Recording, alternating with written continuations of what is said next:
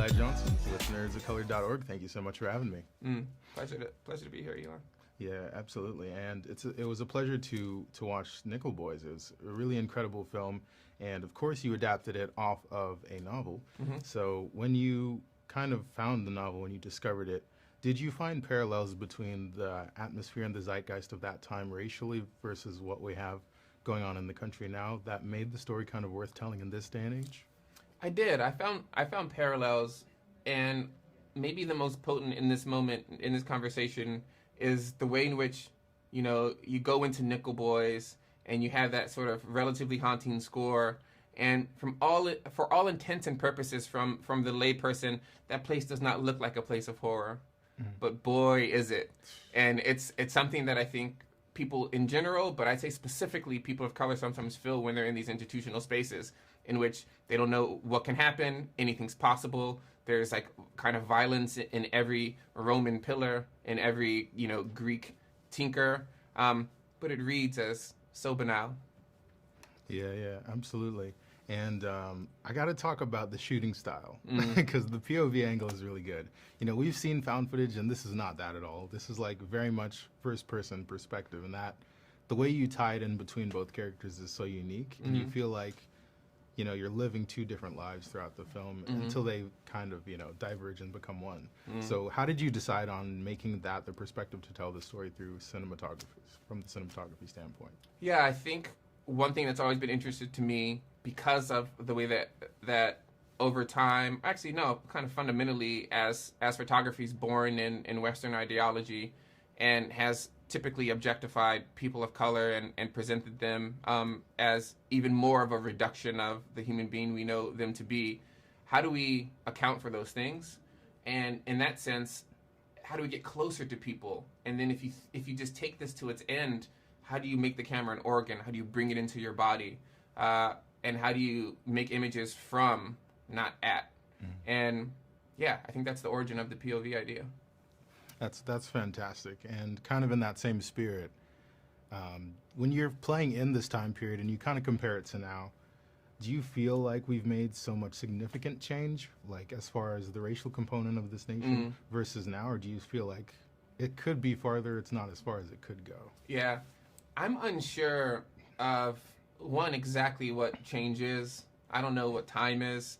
I think culture is a weird thing. I don't know what appropriation is. Like all of these, the words that we use to try to explain the complexity of our time are so fraught, and no one is really even agreeing on their definitions when we use them. I do know that the racial dye had been spilt. It's built into America's visual constitution. We know that things evolve, things don't disappear. We know that things are absorbed, things aren't erased. And on those terms, I can't imagine that things are so different. Yeah, absolutely. And you're one of the unique and very unique and special kind of, I want to say new generation of directors who are really coming out with very original ideas and a very original approach to things. What keeps you inspired to tell the stories that you tell? Because all of your screenplays, all your scripts are for the most part, original works. This is an adaptation, but the way that you approach it is always fresh. Yeah. So what kind of keeps you inspired these days? I like that question. I'm truly inspired by real life. I take a lot of my image ideas from what I see in either the archive or people on the street, from my memory. I also like to read philosophy and critical theory, because I think that those spaces, people have been thinking about the world with deep time for a really long time. And learning from them, really charges my understanding of what the visual field is. And that produces images. And yeah, I think I'll stick with that. I think that's true. Perfect way to wrap up. And I just want to congratulate you on the film Nickel Boys. It's really powerful and very visceral, and the approach you took, the way you guys got it done was so impactful to me, and I think this is going to touch a lot of people in a really special way. So thanks, Eli. Congratulations on the film, and thank you so much for your time. Yeah, nice to meet you, and I appreciate it. Yeah, thank you. Hey, it's Eli Johnson with nerdsofcolor.org. Thank you so much for having me. Oh, thank you for having us. Yeah. Firstly, you guys did wonderful performances in this film, and it's such a multi-layered film, and the way the story takes place over two different perspectives, two different timelines, so to speak. So what kind of attracted you guys to the roles initially, Ethan? Yeah, I think Elwood is just a really great kid, raised with a lot of love, and I admired his resilience and his intelligence and his just overall spirit. And I think to explore that and to explore those things and all the things about him that I could connect to and the things that I felt were difficult to connect to, I felt like it was going to be a really fun challenge. Brandon, how about you? I watched Hale County Good Morning this evening, and that's what got me excited to get to go make a film with RaMell. And then the rest of it was also exciting, but that was the that was the first tipping point. Absolutely. Yes. And having a chance to play within this time period, because it's a really heavy topic, right?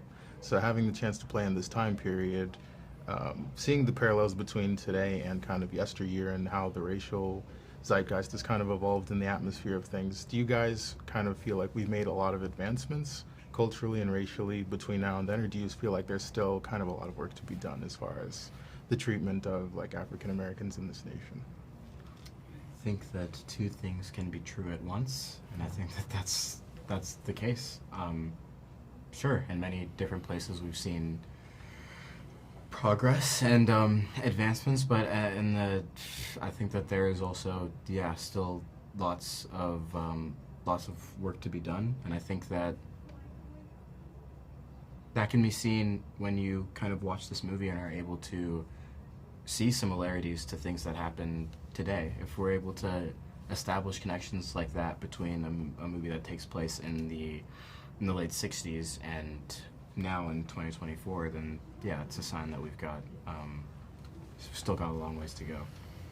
Absolutely. And I was talking to Aunjanue a little bit earlier, and she said that she actually believes that she spent a little bit more time with you, actually, Brandon, on set, because you guys had a few more scenes together in certain contexts. And so I kind of wanted to know, what was the atmosphere kind of like on set? You guys shot on location. It's a very beautiful film. What was the atmosphere kind of like? I mean, beautiful as well. The atmosphere was beautiful and just full of joy and yeah, lighthearted, just space to kind of play with these things that might be heavier, but then also space to, come back and feel that joy and feel like you're supported by everyone on the set. That's crazy. I didn't feel like I spent that much time with Aunjanue when we were making the movie. I'm glad she remembers it fondly. just taking her word for it, you know, kind of relaying the information here. But you know, what do you feel like, you guys, and I kind of want to get both of you guys' perspective on this, what would you feel like is the main takeaway from the film? You know, it's based on a true story, and, you know, it takes some liberties, but, you know, these things are still happening. These things were things that happened in America's history. And, you know, we're kind of presenting it now for this day and age. What do you feel like is the takeaway for viewers from both of your respective perspectives? Ethan? There are many things that I feel like you can kind of walk away from this film and take with you. And I've provided a few different answers. I think I really hope that audiences are able to consider,